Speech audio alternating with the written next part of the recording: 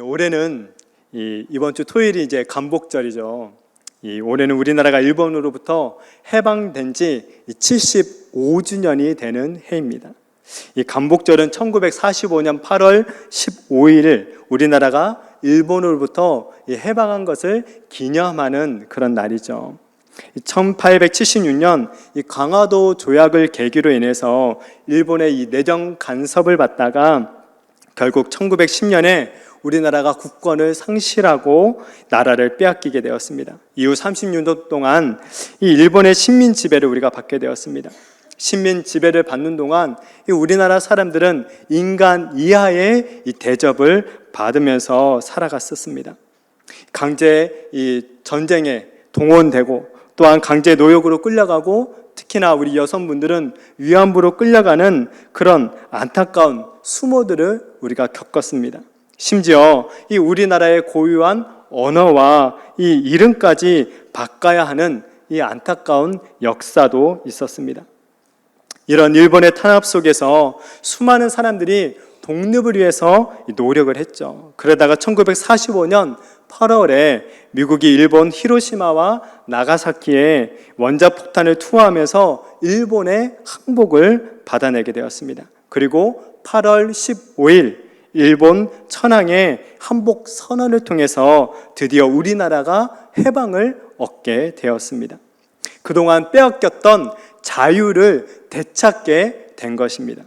국민들은 이 다시 찾은 자유로 인해서 만세를 외치면서 기뻐하며 거리로 쏟아져 나왔습니다. 그 자유의 기쁨을 마음껏 누릴 수 있게 되었습니다. 우리 대한민국의 역사 속에서 이보다 더 큰 기쁨은 아마 없을 것입니다. 일본에 의해서 빼앗겼던 이 국권과 자유를 회복하게 된 것처럼 국가적인 차원에서나 우리의 개인적인 차원에서도 더 좋은 해방은 없을 것입니다. 그러나 이 우주 전체를 통틀어서 또한 세계 모든 사람들에게 가장 좋은 해방이 있습니다. 그것은 바로 죄와 사망으로부터 해방되었다라는 것입니다. 물론 이 해방은 모든 사람들에게 동일하게 적용되는 것은 아닙니다.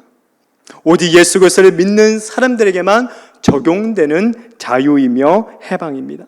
누구든지 예수 그리스도를 믿으면 죄와 사망으로부터 참된 자유와 구원이라는 가장 좋은 해방을 얻게 됩니다. 오늘 본문이 이러한 해방을 우리들에게 이야기해주고 있습니다. 많은 학자들은 이 로마서 8장만 있으면 우리가 구원을 받는데 이 지장이 없을 정도로 복음의 핵심을 잘 설명해 주고 있다라고 이야기를 합니다. 또한 어떤 사람은 이 성경 전체를 하나의 이 반지에 비유를 하자면 이 로마서 말씀은 반지 가운데서도 가장 빛나는 이 다이아, 이 보석과도 같다라고 이야기를 합니다. 그러면서도 이 로마서 8장, 또 그 가운데서도 이 로마서 8장 말씀은 보석에서 가장 빛나는 이 광채와도 같은 그런 본문이다라고 표현을 하기도 합니다. 오늘 말씀을 한번 보시면 1절에 먼저 이렇게 시작을 하고 있습니다. 그러므로 이제 그리스도 예수 안에 있는 자에게는 결코 정죄함이 없나니 라고 말씀하고 있습니다. 이 여기서 그러므로라고 말씀을 하고 있죠. 이 그러므로라는 것은 이 지금까지 말한, 그러니까 이 앞에서 로마서 1장에서부터 7장까지 말하고 있는 이 모든 내용의 결론을 이야기하고 있다라는 것입니다. 로마서 1장부터 7장까지의 내용의 결론이 뭐냐? 그리스도 예수 안에 있는 자에게는 결코 정죄함이 없다라는 것입니다. 그렇다면 이 1장부터 7장까지 사도 바울은 우리들에게 무엇을 이야기하고 있습니까? 요약하면 우리 모든 인간은 죄인이다라는 것입니다. 모든 인간은 다 죄 아래 있었습니다. 하나님 앞에 의인은 하나도 없는 상태였습니다. 비록 하나님이 율법을 주셨지만, 이스라엘 백성들에게 율법을 주셨지만 이 이스라엘 백성들은 그 율법을 완벽하게 지킬 수가 없었습니다. 때문에 율법으로는 우리의 죄를 없앨 수도, 우리가 의인이 될 수도 없었다라고 이야기를 합니다. 오히려 율법을 통해 우리가 밝히 드러날 수 있는 것 한 가지가 있는데 바로 우리의 죄만 더 밝히 드러날 뿐이다 라고 로마서 1장부터 7장까지 이야기를 하고 있는 것입니다. 결국 이렇게 모든 인간은 죄로 인해서 영원한 심판과 저주와 사망에 떨어질 수밖에 없었습니다. 그러나 하나님은 이런 우리를 구원하시기 위해서 자신의 아들이신, 하나밖에 없는 아들이신 예수 그리스도를 이 땅에 보내주셨습니다. 죄가 없으신 예수님으로 대신 우리의 죄를 담당하게 하셨습니다. 그리고 하나님이 보내신 예수 그리스도를 믿는 사람들에게 구원의 은혜를 베풀어 주셨습니다. 그래서 결론적으로 예수 그리스도 안에 있는 사람들에게는 결코 정죄함이 없다라고 지금 결론을 내리고 있는 것입니다. 이 정죄함이 없다라는 이 표현은 마치 법정에서 재판관이 무죄 선언을 하는 것과 같습니다. 곧 하나님의 마지막 심판대 앞에서 예수님 안에 있는 사람들, 이러한 사람들은 정죄를 당하지 않고 무죄 판결을 받게 된다라는 것입니다. 비록 율법을 완벽히 지키지는 못했지만 여전히 내 마음 가운데 죄가 있지만은 하나님으로부터 정죄를 당하지 않습니다. 하나님으로부터 유죄 판결을 받지 않게 되는 것입니다. 영원한 지옥의 형벌을 받지 않게 되는 것입니다. 그런데 이 마지막 심판 때 무죄 선언, 이 무죄 선언은 이미 2000년 전에 선언된 것입니다. 이미 하나님은 2000년 전에 예수님의 십자가의 죽음을 통해 나의 모든 죄를 용서하시고 죄가 없다고 판결을 내려주신 것입니다. 이런 무죄 판결을 받는 비결, 그 비결은 바로 예수님 안에 거하는 것입니다. 예수님 안에 있다라는 것을 쉽게 말하면 바로 예수님을 믿는 것입니다. 예수님의 존재와 그분께서 나를 위해서 행하신 그 모든 일들을 믿고 의지하며 나아가는 것이죠. 그리고 이제 그 믿음으로 예수님의 통치를 받으면서 예수님의 다스리심을 받으면서 살아가는 것, 이것이 바로 예수 그리스도 안에 있는 것입니다. 사랑하는 우리 성도님들은 예수 그리스도 안에 계십니까? 아니면 혹시 예수 그리스도 밖에 있지는 않으십니까? 혹시 아직 마음 가운데 예수님을 모시지 않으신 분이 있다면 오늘 이 시간 예수님을 마음에 모시기를 진심으로 축복합니다. 왜냐하면 예수님 안에 있을 때만 우리가 하나님으로부터 정죄를 당하지 않기 때문입니다. 무서운 것은 이 정죄가 영원하다라는 점입니다. 하나님이 내리실 판결이 영원한 판결, 더 이상 뒤집을 수 없는 최종적인 판결이라는 것입니다. 예수 그리스도를 믿는 사람들에게는 결코 정죄함이 없음을 믿으시기를 바랍니다.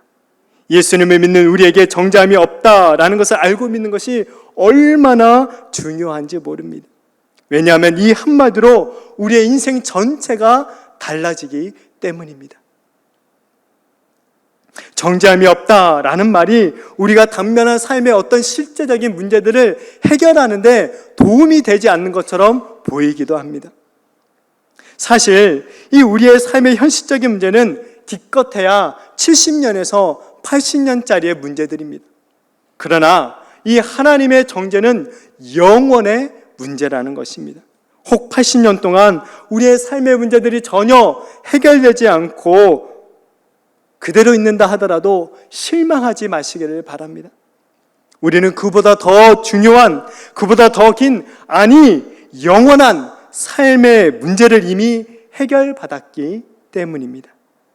영원한 삶의 문제, 곧 하나님으로부터 정죄를 당하지 않고 하나님과 영원토록 천국의 기쁨과 자유를 누리면서 살아가는 것이 이미 보장된 줄을 믿으시기를 바랍니다. 이 영원한 문제가 해결됐기에 비록 삶의 현실적인 고난들과 문제들이 여전히 있지만은 우리의 기쁨의 근원, 우리의 행복의 근원은 그 누구도 빼앗아갈 수가 없는 것입니다. 삶의 문제들을 만날 때마다 오늘 로마서 8장 1절 말씀을 기억하시고 선포하시기를 바랍니다. 모든 문제들 앞에 당당하게 이 말씀을 한번 선포해 보시기를 바랍니다. 이제 그리스도 예수 안에 있는 나에게는 결코 정죄함이 없다라고 선언하시기를 바랍니다. 그래서 이 말씀이 주는 참된 위로와 소망과 자유함을 누리는 우리 성도님들이 되시기를 축복합니다. 하나님이 예수님 안에 있는 우리에게 정죄함이 없다라고 이 판결을 내리신 이유가 있습니다. 이 법정에서 판사가 판결을 내릴 때 아무렇게나 아무런 이유도 없이 판결을 내리지는 않습니다. 이 법정 드라마나 우리가 영화를 보면 이 법정 안에서 치열한 어떤 법적인 공방들이 이루어지게 되는 것을 보게 되죠. 이 원고와 피고 사이에 이 치열한 법정 공방이 이루어집니다. 그런데 이 법정 공방을 벌일 때 이 가장 중요한 역할을 하는 것이 있습니다. 그것이 바로 증거 혹은 증인입니다. 이러한 증거, 이 증인을 통해서 판사는 이 유죄 판결 아니면 무죄 판결을 최종적으로 내리게 되는 것이죠. 이처럼 하나님께서도 우리를 판결하실 때 이 아무렇게나 판결을 내리시는 것이 아닙니다. 우리에게 정죄함이 없다라는 이 정확한 이유, 증거를 기준으로 판결을 내리십니다. 그렇다면 우리가 정죄를 당하지 않는 이유, 그 증거는 무엇입니까? 오늘 본문 2절 말씀을 한번 보시기를 바랍니다. 2절 말씀에 이는 그리스도 예수 안에 있는 생명의 성령의 법이 죄와 사망의 법에서 너를 해방하였습니다 라고 말씀하고 있습니다. 그리스도 예수 안에 있는 사람에게 정죄함이 없는 이유, 그 증거는 바로 그리스도 예수 안에 있는 생명의 성령의 법 때문이다 라고 합니다. 여기서 보면 대조적인 두 가지의 법이 등장을 하고 있죠. 생명의 성령의 법과 이 죄와 사망의 법이 등장을 하고 있습니다. 먼저 여기서 말하는 이 법은 이 원어를 보면 힘, 어떤 세력, 권세 이런 것들을 뜻하는 단어입니다. 그러니까 이 생명의 성령의 세력, 힘이 죄와 사망의 세력, 이 힘으로부터 우리를 해방시켜 주셨다는 것입니다. 우리를 죄와 사망으로부터 자유케 하셨다는 것입니다. 성령이 오시기 전까지 우리를 붙잡고 있었던, 우리를 사로잡고 있었던 권세는 죄와 사망의 권세였습니다. 죄와 사망이라는 것은 서로 다른 것이 아니죠. 바로 죄는 곧 사망을 의미합니다. 죄의 삭은 사망이다라고 사도 바울은 이야기를 합니다. 죄의 관세가 우리를 사로잡고 있을 때 우리는 죄의 종으로, 죄의 노예로서 삶을 살았습니다. 그래서 우리의 삶에서 맺는 열매들은 결국 사망뿐이었다라는 것입니다. 곧 정죄를 당하고 영원한 저주와 심판을 당해야만 했던 것입니다. 그러나 성령이 우리 가운데 오셔서 죄의 종으로 있었던 우리들을 해방시켜 주셨습니다. 성령은 우리에게 생명을 주시는 분이십니다. 사실 예수님의 십자가 죽음은 우리가 태어나기도 전인 2000년 전에 일어난 사건입니다. 성령께서 이 2000년 전에 아주 먼 옛날에 일어났던 이 십자가의 능력을 오늘날 우리들에게 적용시켜 주시는 것입니다. 그래서 성령이 임하시면 더 이상 우리는 하나님으로부터 정죄를 당하지 않게 되고 영원한 생명을 얻게 되는 것입니다. 이것을 보면 성령의 권세가 죄의 권세보다 강하다라는 사실을 알 수가 있습니다. 그렇기 때문에 성령은 이제 우리로 하여금 죄를 이기고 하나님께서 세우신 이 율법을 행할 수 있는 능력을 주시는 것입니다. 오늘 본문의 3절부터 4절 말씀을 한번 보시기 바랍니다. 3절부터 4절 말씀까지 한번 제가 읽어드리겠습니다. 율법이 육신으로 말미암아 연약하여 할 수 없는 그것을 하나님은 하시나니 곧 죄로 말미암아 자기 아들을 죄 있는 육신의 모양으로 보내어 육신의 죄를 정하사 육신을 따르지 않고 그 영을 따라 행하는 우리에게 율법의 요구가 이루어지게 하려 하심이니라 라고 말씀하고 있습니다. 이 율법, 하나님이 주신 율법, 이 율법 그 자체는 선하고 좋은 것입니다. 그러나 문제는 이 율법의 죄 지배 아래 살고 있는 우리 인간 앞에서는 연약한 존재라는 것입니다. 곧 죄의 본성을 가진 인간이 아무리 율법을 지키려고 해도 지킬 수 없게 된다라는 것이죠. 우리는 율법을 하나를 지키면 2개를 범하는 자들입니다. 이 2개를 열심히 노력해서 지키면 우리는 5가지를 범하는 자들입니다. 이 또한 우리가 열심히 노력해서 이 5가지를 지키면 우리는 10가지를 범하게 되어 있습니다. 이게 바로 죄의 본성을 가진 우리 인간의 실존이라는 것입니다. 결국 율법은 우리 인간의 죄를 없앨 수 없는 이 무능력한 존재가 되어버리게 되는 것이죠. 우리 인간의 구원은 오직 하나님만이 하실 수 있는 유일한 일입니다. 이에 하나님은 자기 아들이신 예수 그리스도를 죄 있는 육신의 모양으로 이 땅에 보내주신 것입니다. 그리고 예수님이 우리의 죄를 대신 지시고 십자가의 죽음을 당하심으로 죄의 세력을 파괴하게 하신 것입니다. 이렇게 하나님께서 예수님의 육체 안에서 이 죄의 권세를 파괴하신 이 중요한 목적이 있습니다. 곧 성령을 따라 살아가는 자들 안에서 율법의 요구가 이루어지게 하기 위해서였습니다. 그렇다면 이 우리에게 요구하는 그 율법의 요구들은 무엇입니까? 이 율법은 세세하게 따지면 이 율법 학자는 300개 이상으로 나누고 있습니다. 이 300개 이상을 다 우리가 실천하는 것을 의미할까요? 이 수많은 율법들, 이 계명들이 있지만 예수님은 이 율법들을 단 하나로 요약하셨죠. 바로 사랑입니다. 하나님을 사랑하는 것, 이웃을 사랑하는 것, 이것이 바로 율법의 핵심이며 요약입니다. 죄의 종으로 있을 때 우리는 절대 이 사랑이라는 율법의 요구를 이룰 수가 없었습니다. 그러나 성령의 지배를 받게 되면 우리는 이제 이 율법의 요구를 이룰 수가 있게 되는 것이죠. 바로 하나님을 사랑하고 이웃을 사랑할 수 있는 능력을 얻게 되는 것입니다. 물론 이 사랑이라는 율법의 요구는 오직 예수님만이 완전하게, 온전하게 성취하십니다. 바로 십자가의 죽음을 통해 그 율법을 온전하게 성취하셨습니다. 우리들은 완전하지는 못하지만 이제 성령을 통해 예수님에 따라 그 사랑의 율법을 실천하며 살아갈 수 있는 새로운 존재들이 되었다는 것입니다. 이게 바로 우리 그리스도인들의 성화의 과정이라는 것입니다. 이처럼 우리가 하나님으로부터 정죄를 당하지 않는 중요한 증거, 이유, 그것은 바로 성령입니다. 1절에서 그리스도 예수 안에 있는 사람들이 정죄함을 받지 않는다라고 했었습니다. 그렇다면 우리가 그리스도 예수 안에 있는 사람이라는 그 증거는 무엇입니까? 바로 우리 안에 내주하고 계시는 성령이십니다. 그래서 오늘 9절 말씀을 한번 보시면 만일 너희 속에 하나님의 영이 거하시면 너희가 육신에 있지 아니하고 영에 있나니 누구든지 그리스도의 영이 없으면 그리스도의 사람이 아니라 라고 말씀하고 있는 것입니다. 성령은 그리스도의 영입니다. 성령을 받은 사람들이 바로 예수 그리스도 안에 있는 사람들입니다. 그렇다면 우리 성도님들은 어떠십니까? 우리 성도님들은 성령을 받으셨습니까? 성령이 우리 안에 거하고 계십니까? 그렇다면 걱정하지 마시기 바랍니다. 성령을 받은 우리는 죄와 사망의 법으로부터 해방된 사람들입니다.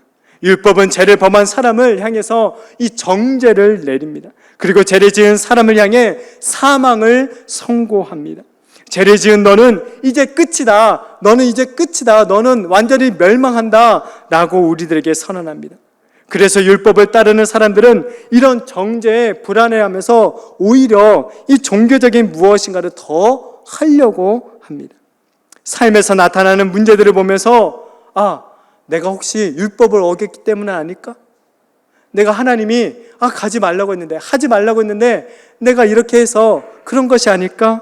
라고 생각하면서 율법적으로 그 문제를 해결하려고 합니다. 자기의 종교적인 열심이 부족해서 그런 것은 아닐까 하면서 오히려 더 종교적인 열심을 나타내려고 하는 것입니다. 그러나 기억하시기를 바랍니다. 성령을 받은 우리들은 이미 이러한 정죄로부터 자유하게 되었다는 것을 기억하시기를 바랍니다. 그리스도의 영이신 성령이 우리로 하여금 율법의 요구가 이루어지도록 생명을 부여해 주셨습니다. 때문에 죄로 인해 불안해질 때 우리가 붙잡아야 될 것, 그것은 율법이 아니라 바로 성령입니다. 예수 그리스도이십니다. 예수님께서 달리신 십자가를 더욱 붙잡아야 하는 것입니다.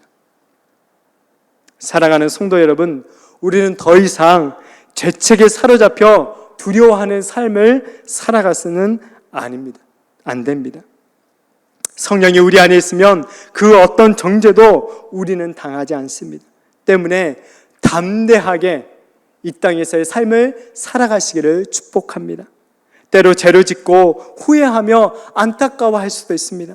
그럴 때는 빨리 하나님께 회개하면 됩니다. 또한 죄를 짓지 않으려고 노력도 당연히 해야 됩니다. 그러나 우리가 더욱 붙잡아야 될 것, 그것은 예수 그리스도 안에 있는 자들에게는 결코 정죄함이 없다라는 하나님의 이 선언의 말씀인 줄로 믿습니다. 우리 안에 내주하시는 생명의 성령의 법이 우리를 죄와 상함으로부터 해방시켜 주셨다는 사실입니다. 이 선언과 사실을 믿고 더욱 담대하게 믿음의 삶을 살아가는 우리 성도님들이 되시기를 축복합니다. 사도 바울은 이제 이어서 성령이 우리들에게 임하셔서 이 율법의 요구를 이루는 것을 좀 더 구체적으로 설명을 해주고 있습니다. 이 5절부터 9절 말씀을 보시면 이 대조적인 두 사람이 나타나고 있는 것을 보게 됩니다. 육신을 따르는 자와 영을 따르는 자라는 이 두 가지의 대조적인 사람이 나타나고 있습니다. 그런데 이 두 사람이 대조되게 하는 중요한 것이 있는데 그것이 뭐냐? 바로 생각입니다. 생각. 5절에서 6절 말씀을 한번 보시면, 자, 우리 5절에서 6절 말씀 우리 함께 읽어볼까요? 우리 함께 5절부터 6절 말씀까지 우리 함께 읽어보겠습니다. 시작. 육신을 따르는 자는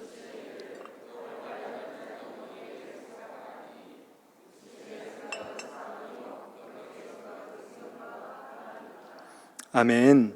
네. 여기서 보면 생각이 정말 중요합니다.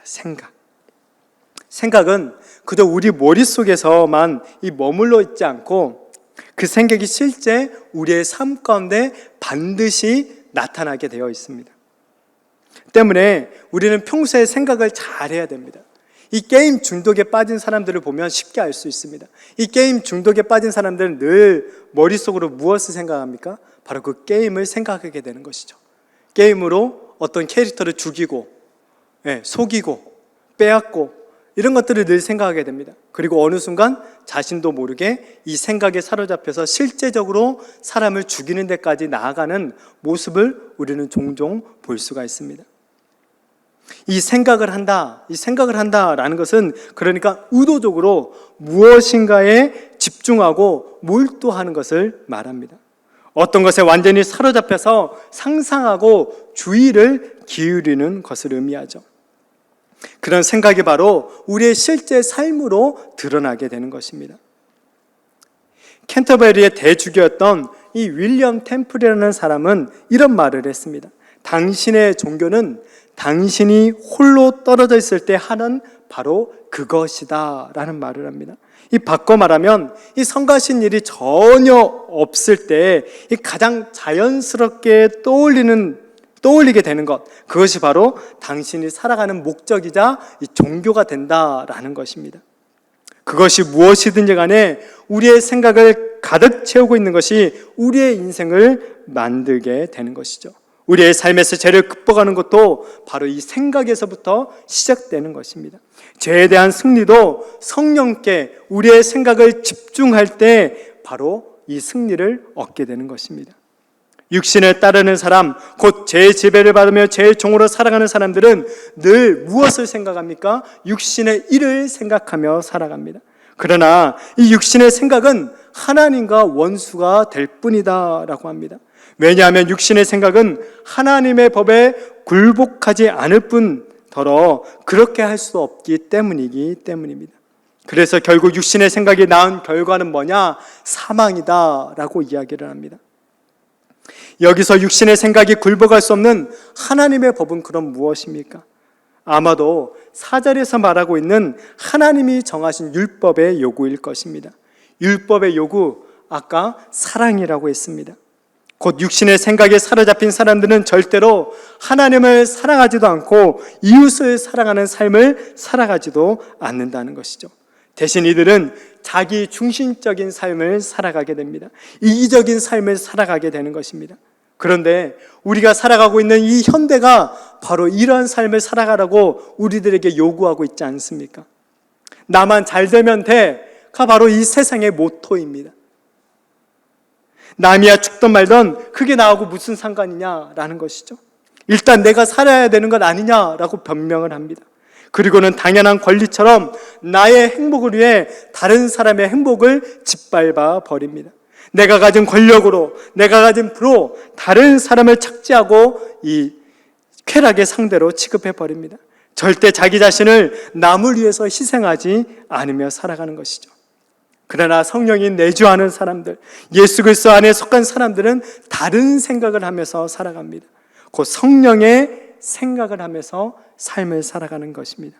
성령의 생각은 바로 사랑의 생각입니다. 하나님을 사랑하고 이웃을 사랑하는 것에 집중하면서 또한 그대로 실천하면서 살아가게 되는 것입니다. 그래서 사랑이라는 성령의 생각을 하는 사람들이 낳은 결과는 무엇이냐? 바로 생명과 평안이다 라고 말하고 있는 것입니다. 정죄함이 없는 사람은 그리스도 예수 안에 있는 사람이며 생명의 성령의 법 안에 있는 사람이라고 했습니다.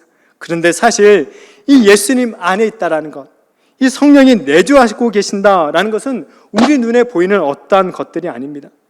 그렇다면 이 성령이 내주하고 있다라는 것에 대한 이 실제적이며 구체적인 증거는 무엇이겠습니까? 그것이 바로 이 성령의 생각을 하면서 살아가는 것입니다. 사랑의 삶을 살아가는 것입니다. 성령이 임하시면 그 증거가 자연스럽게 우리의 삶에 나타나게 되어 있습니다. 왜냐하면 성령은 죄를 지고 우리에게 생명을 주는 능력을 가지셨기 때문입니다. 어떤 분들은 이 은사를 가지고 성령의 임재를 주장하기도 합니다. 그러나 이 성령의 은사는 교회를 위한 하나님의 선물입니다. 단순히 은사를 가지고만 이 성령의 내주하심을 주장하기에는 약간 부족함이 있습니다. 그러나 이 성령의 내주하심, 이 성령의 내주하심의 강력한, 절대적으로 부인할 수 없는 이 증거가 있습니다.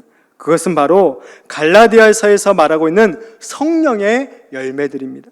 사랑과 희락과 화평과 오래 참음과 자비와 양성과 충성과 온유와 절제라는 이 성령의 열매들이 삶 가운데 나타나는 것입니다. 이 열매들 가운데 가장 첫 번째로 나타나고 있는 것이 바로 사랑입니다. 사랑. 그러니까 이 사랑이 가장 결정적인 성령의 내주하심의 증거라는 것입니다. 고린도전서 13장에서 사도 바울은 이 사랑에 대해서 길게 설명하면서 이 믿음, 소망, 사랑 중에 제일은 사랑이다라고 이야기를 합니다. 사랑이 없으면 엄청난 은사들, 능력들을 행해도 아무런 유익이 없다라고까지 말을 합니다. 또한 로마서 13장에서는 이 사랑은 율법의 완성이다라고까지 말하고 있습니다. 그렇다면 우리는 우리 자신들을 향해서 이러한 질문을 한번 던져볼 수가 있을 것입니다. 나는 사랑의 생각을 얼마나 하고 있는가? 나는 얼마나 하나님을 사랑하려고 집중하며 살아가고 있는가? 나는 얼마나 내 이웃을 내 몸과 같이 사랑하려고 노력하고 있는가? 죄를 이기는 가장 좋은 방법은 죄가 생각나지 않도록 적극적으로 사랑을 실천하는 것입니다. 더욱 하나님을 사랑하고 더욱 이웃을 사랑하는데 관심을 가지고 실천하며 살아가는 우리 성도님들이 되시기를 축복합니다. 사랑이라는 삶의 증거, 여기에 더해 다른 8가지의 성령의 열매들을 통해 우리 안에 성령이 내주하시며 이 성령을 따르고 있음을 증명하는 우리가 되었으면 좋겠습니다. 우리가 이렇게 이 성령을 따라 사랑의 삶을 살아가고 생명과 평화를 얻는데도 이 피할 수 없는 것이 또 하나 있습니다. 그것은 바로 육신의 죽음입니다. 예수님을 통해 이미 하나님은 우리들에게 이 영원한 생명을 약속해 주셨습니다. 그러나 여전히 우리의 몸은 이 사망의 권세 아래에 놓여 있습니다. 10절부터 11절 말씀을 한번 보시기 바랍니다. 우리 10절부터 11절 말씀까지 우리 함께 봉독하겠습니다. 시작. 또 그리스도께서 너희 안에 계시면 몸은 죄로 말미암아 죽은 것이나 영은 의로 말미암아 살아있는 것이니라. 예수를 죽은 자 가운데서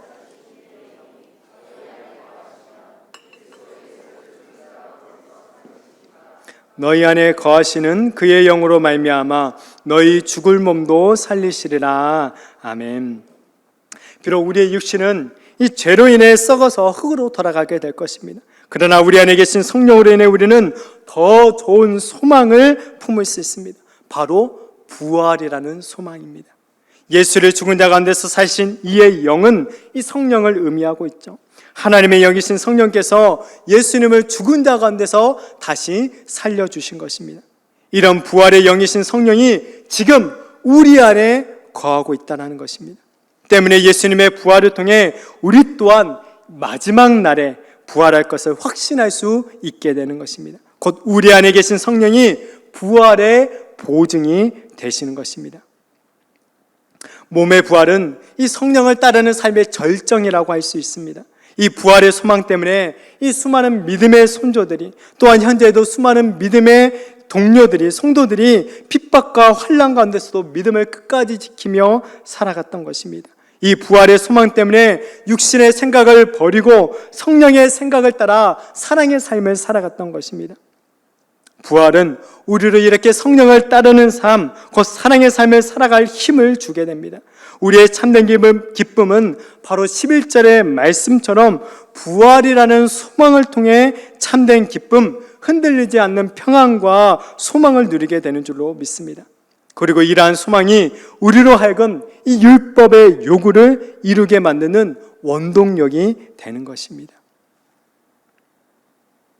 부활만큼 우리를 또한 자유롭게 하는 것도 없습니다. 부활의 몸을 입을 때 우리는 우리 육신의 모든 연약함에서 완전히 해방될 것입니다. 질병으로부터, 고통으로부터, 쇠퇴되는 것으로부터, 우리의 늙고 부패되는 것으로부터, 무엇보다 죽음으로부터 완전한 자유함을 누리게 될 것입니다. 이런 차원에서 우리의 진정한 해방, 가장 좋은 해방은 바로 부활입니다. 원하기는 이 부활을 믿고 더욱 소망하며 살아가는 우리 성도님들이 되시기를 축복합니다. 말씀을 마무리하도록 하겠습니다. 그리스도 예수 안에는 우리에게는 결코 정죄함이 없습니다. 생명의 성령의 법이 우리를 죄와 사망으로부터 해방시켜 주셨기 때문입니다. 그 어떤 해방보다도 가장 좋은 해방을 우리는 이미 얻었습니다. 이미 그 자유함을 누리고 있습니다. 원하기는 이 자유함을 온전히 누리며 살아가시기를 바랍니다. 그 누구도 우리의 이 영원한 자유를 빼앗을 수가 없습니다. 그 누구도 우리의 이 영원한 자유를 빼앗을 수가 없습니다. 그 누구도 우리에게 이 죄의 책임을 물 수 없습니다. 왜냐하면 하나님이 우리의 구원을 위해 모든 일을 이미 행하셨기 때문입니다.